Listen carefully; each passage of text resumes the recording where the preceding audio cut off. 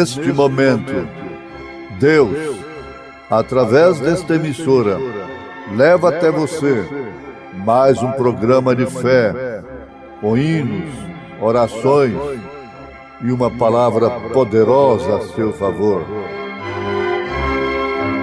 Fé para vencer o mundo. Somente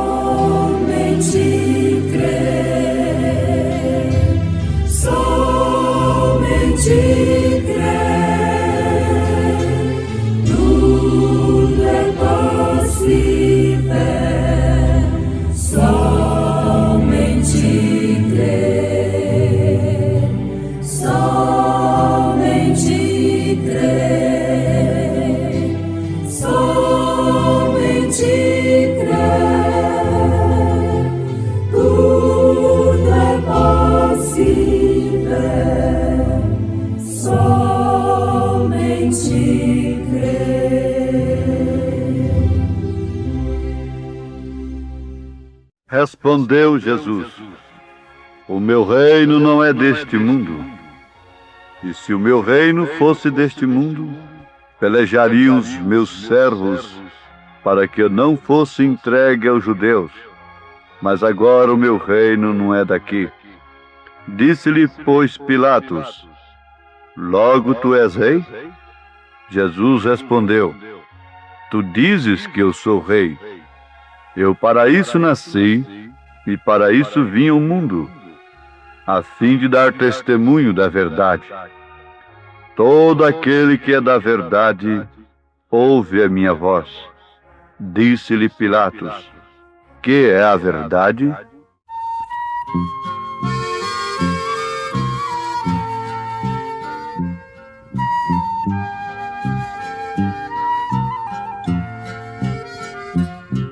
Uma voz ressoa de geral clamor: dai-nos luz, dai-nos luz. Os milhões em trevas cheios de pavor Pedem luz, pedem luz. dai-nos luz, a muito gloriosa luz de perdão, de paz e amor. Dai-nos luz, a tão preciosa luz de Jesus, o Salvador. Ansiamos vida, paz, consolação. Dai-nos luz, dai-nos luz. Se é por Cristo só que Deus nos dá perdão, Dai-nos luz, dai-nos luz. dai-nos luz, a muito gloriosa luz de perdão, de paz e amor. Dai-nos luz, a tão preciosa luz de Jesus, o Salvador.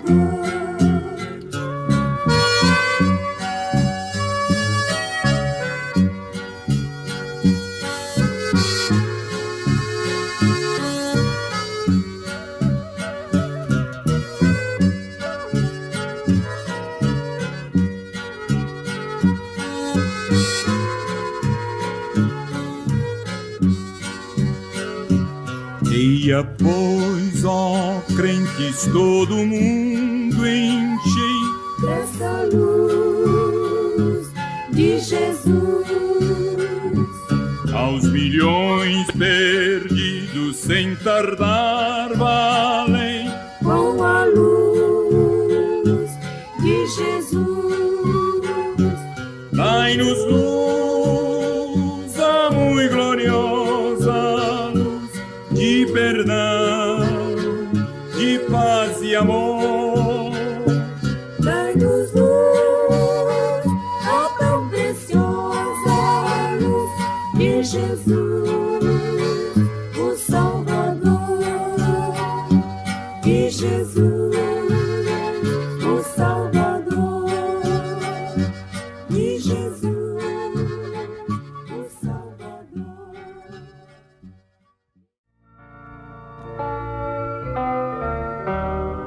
E conhecereis a verdade, e a verdade vos libertará, disse Jesus.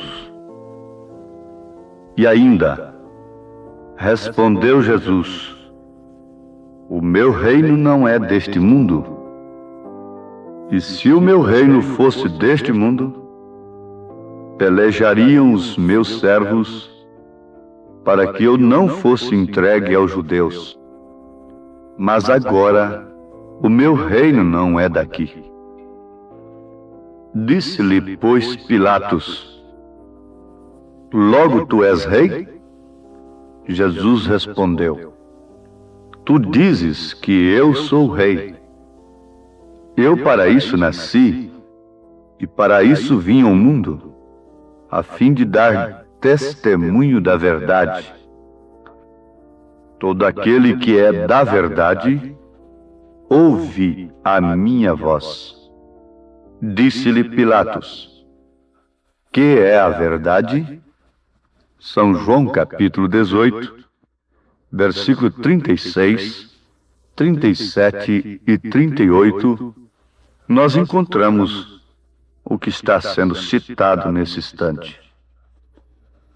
E ainda em São João capítulo 14, versículo 6, Jesus diz: eu sou o caminho, e a verdade e a vida. Ninguém vem ao Pai senão por mim.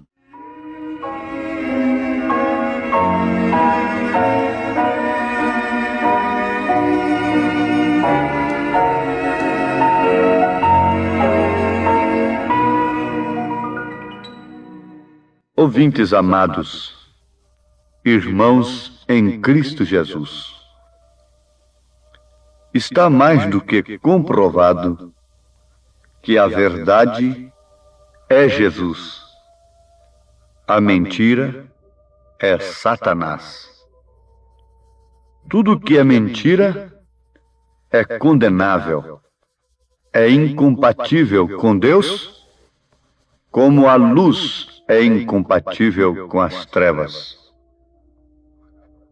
Não podemos, de maneira alguma, pensarmos nos céus, na glória eterna, isto é, estarmos nos céus, vivermos com Cristo na eternidade, sem que vivamos com Ele aqui enquanto estamos nesta dimensão terrena.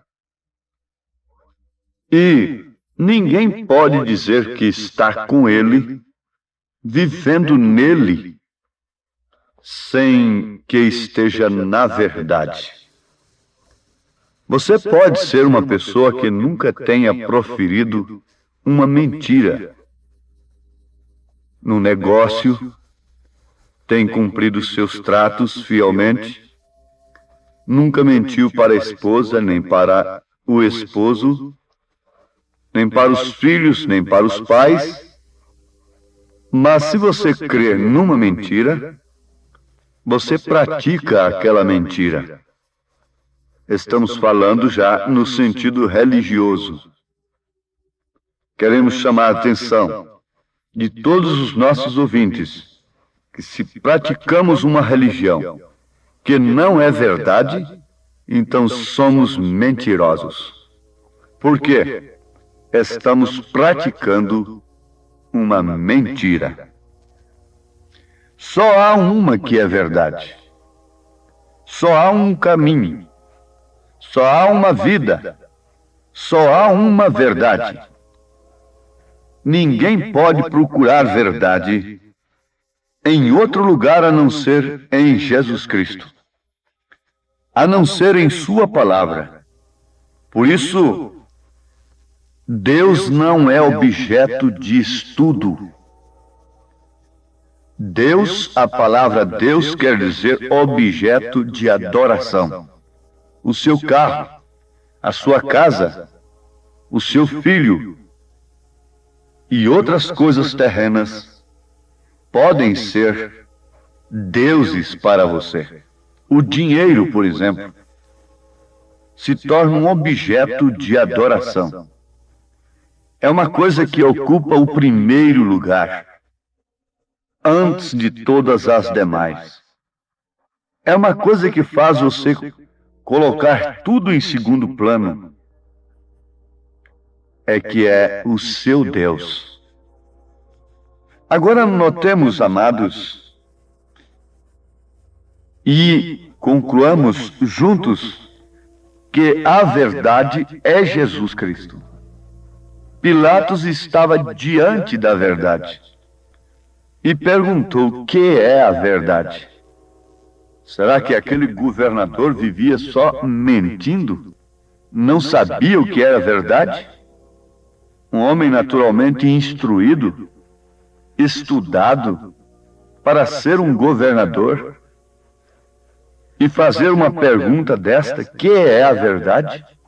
Sinal de que ele não conhecia a verdade, sinal de que ele estava mergulhado no paganismo, na mentira, no engano, embora sendo um governador.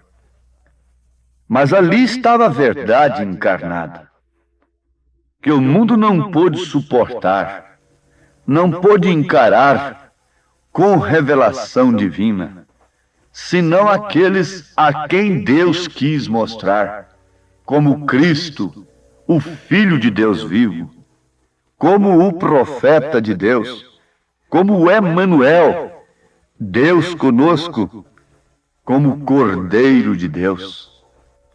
A indicação que João Batista fez deveria ser suficiente para todos aqueles teólogos de então, que Jesus era de fato o Messias, o Cordeiro de Deus. Eles conheciam as Escrituras de cor. Mas notem como o nascimento de João Batista foi extraordinário. Fez cair temor sobre todos, diz a Bíblia em São Lucas. Comece a ler do primeiro capítulo e veja como foi o nascimento de João Batista. Foi uma coisa extraordinária. Zacarias saiu mudo dali de dentro, quando ele oferecia o sacrifício, e todos se maravilharam. Depois eles viram, constataram a maravilha, depois do menino nascido, que lhe deu o seu nome, escreveu o seu nome numa tábuazinha. Então a sua língua foi solta. Os sacerdotes, os seus colegas, viram tudo isto, conheciam o nascimento de João Batista, a maneira que ele veio ao mundo. Era um testemunho precursor para eles. Mas, no entanto, quando aquele menino cresceu como um homem extraordinário, desobedecendo, isto é, fora da linhagem de seu pai, indo para o deserto, e apontou a Jesus Cristo como o Cordeiro, eles não creram. Naturalmente o tiveram como um louco, como um desviado da linhagem. Ele deveria ser também um sacerdote. Ele deveria ajudar, manter a tradição, e não ser um choque com a tradição, com a lei, com a religião do dia. Mas João Batista indicou a Jesus Cristo como o Cordeiro de Deus, como a verdade, como o caminho, como a vida. Mas quem deu crédito à nossa pregação? Perguntou o profeta Isaías, justamente vendo a cena da cruz, descrevendo todo o sacrifício do Calvário. Antes ele pergunta: quem deu crédito à nossa pregação? E a quem se manifestou o braço do Senhor? A resposta nós encontramos nas Escrituras, reconhecidamente pelos príncipes das sinagogas, reconhecidamente pelos sacerdotes, pelo sumo sacerdote. Esta gentinha que não conhece a lei foi quem deu crédito à pregação do profeta. Foi esta gentinha que deu crédito a esta mensagem. Veja se há no meio deles algum príncipe. Eles respondem, é uma Maria. Se ele fosse de fato um profeta, ele saberia quem está banhando seus pés com lágrimas e ungindo a sua cabeça com óleo. Foi uma Maria Madalena, foi uma mulher pecadora, foi um ladrão crucificado, foi um vendedor de peixe na feira, que disse que ele é Cristo, Filho do Deus vivo. Mas veja se algum príncipe da sinagoga aceitou esta mensagem deste profeta, deste louco que vem aí do campo, dizendo que esse bastardo é o Filho de Deus, é o Cordeiro de Deus. Isso foi o que Jesus recebeu dos homens que tinham conhecimento das Escrituras, conhecimento intelectual apenas. Mas uma coisa é certa, ouvintes. Nós temos constatado, através das Escrituras, que quando Jesus foi crucificado, que rendeu o seu espírito, houve trevas. Tudo escureceu. Sinal de trevas. Parece que Deus houvera saído da terra. E agora, eles, como vitoriosos, se sentiam à vontade. Abafamos aquele burlador. Agora não temos mais quem vem virar as nossas mesas. Agora não temos mais quem vem preocupar com as nossas vidas, pregar contra as nossas mulheres, contra o nosso pecado religioso. Por quê? Tapamos a sua boca, usamos todas as forças religiosas e nacionais e o crucificamos. Ele na cruz, morto, derrotado. A verdade havia sido crucificada, mas eu tenho exclamado com a minha alma: preguem a verdade na cruz, crucifiquem-na, escarneçam dela, leve-a para o sepulcro, tudo fica escuro. Mas no terceiro dia, uma mulher gritou: ele vive, ele vive, ele vive. Isto quer dizer que a verdade não ficou sepultada. Logo eles tiveram a grande surpresa de saberem que o coxo que mendigava na porta formosa do templo estava andando. Logo eles constataram que a morte de Jesus não pôs fim ao seu ministério, porque ele foi derramado em sua igreja. Depois que as trevas caíram sobre a terra, eles colocaram-no em um sepulcro, na verdade. Ali ele ficou aquelas 3 noites e aqueles 3 dias, mas no terceiro dia ele saiu. Já estamos nos referindo àquele Jeová que nasceu numa manjedoura, aquele Jeová que brincou como criança, aquele Jeová que chorou, que gemeu, aquele Jeová tomando sobre si as nossas iniquidades, tomando sobre si as nossas dores. Estamos constatando cada dia, a cada instante, que Jesus é o Jeová do Velho Testamento, é Deus encarnado. Jeová saiu da sepultura. Ele havia dito: derribai esse templo e em 3 dias o levantarei. Na primeira pessoa, quem estava falando ali era o Jeová, que levantaria aquele templo, aquele corpo, e o glorificaria, porque nele habita corporalmente toda a plenitude da divindade. E então Jeová subiu às alturas. Depois Jeová voltou para habitar sua igreja, em forma de espírito, Jeová voltou para andar no meio de sua igreja e dar poder ao seu povo.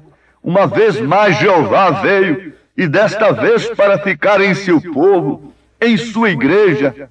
E de novo Jeová curando os enfermos, levantando os mortos, manifestando-se a si mesmo pelo Espírito Santo. Jesus voltou, o Emanuel voltou. Ele é Deus conosco, Ele é Deus sobre nós, Ele é Deus conosco, Ele é Deus em nós. Deus sobre nós é Pai, Deus conosco é Filho, Deus em nós é Espírito Santo. Nunca uma primeira, terceira, segunda, terceira pessoa, mas é o mesmo Deus, obrando na sua igreja, através de sua igreja, pela sua igreja, a favor de seu corpo aqui na terra. Você deve se sentir nesse instante integrado neste corpo, no corpo de Jeová, no corpo de Jesus Cristo, no corpo do Deus vivo. Foi para isso que ele se fez homem. Jeová desceu aqui na terra e ele ergueu a prostituta para não pecar mais. Ele desceu aquele bêbado com moscas em sua face, enquanto jazia inconsciente na sarjeta, e o levantou.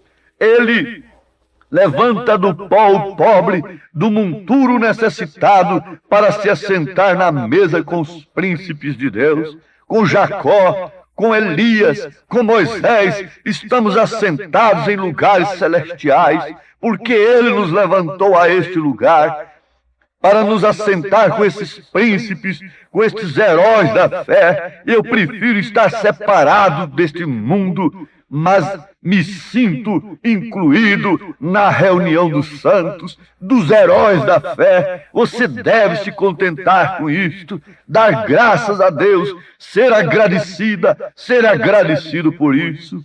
É Deus em nós, é a esperança da glória, é o mistério que Paulo viu. Ele não viu algo mais do que isso.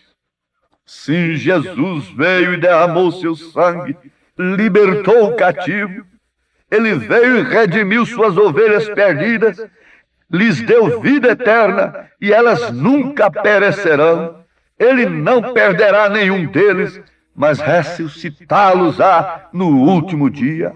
A segunda morte não pode causar-lhes dano algum. Ela não tem poder sobre eles, sobre os filhos de Deus, no qual Jeová habita, no qual o Espírito Santo habita. Foi para isso que ele derramou seu sangue, para preparar um corpo para si. Porque este corpo pertence ao Cordeiro de Deus e eles seguem-no onde quer que ele vá. Eu peço nesse instante ao meu Deus que complete a luz desta mensagem em cada coração ouvinte. E vamos, irmão, irmã, se ponha de pé, viva como uma resgatada, redimida, um redimido. Quando você olhar para o seu passado, não veja uma prostituta, não veja um bêbado, mas veja o sacrifício de Jesus Cristo, Cristo crucificado, e você crucificado com ele, ouvindo aquelas palavras: hoje mesmo estarás comigo no paraíso. Hoje mesmo serás uma nova criatura. Hoje mesmo você tem uma nova vida, tem morrido para o mundo. Isto é que eu peço a Deus que aconteça com cada ouvinte, em nome de Jesus Cristo. Amém.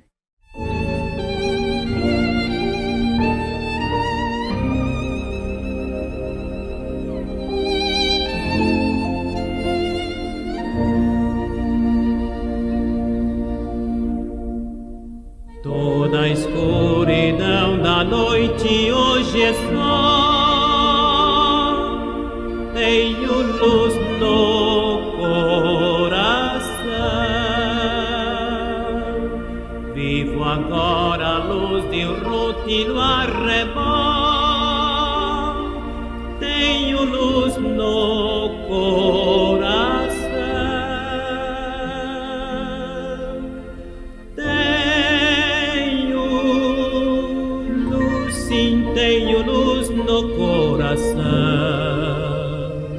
pois Jesus as trevas todas dissipou.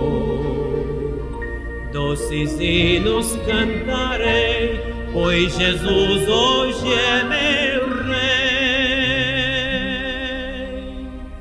Tenho luz, sim, tenho luz no coração.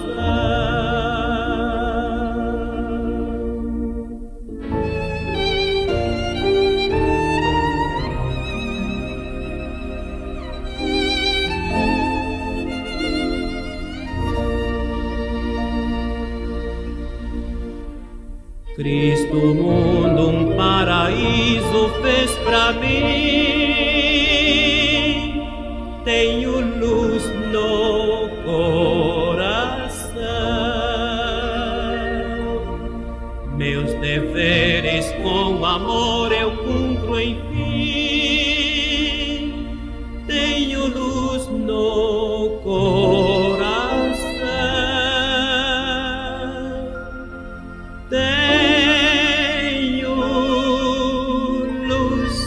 Tenho luz no coração, pois Jesus as trevas todas dissipou. Doces hinos cantarei, pois Jesus hoje é meu Rei. Tenho luz, sim, tenho luz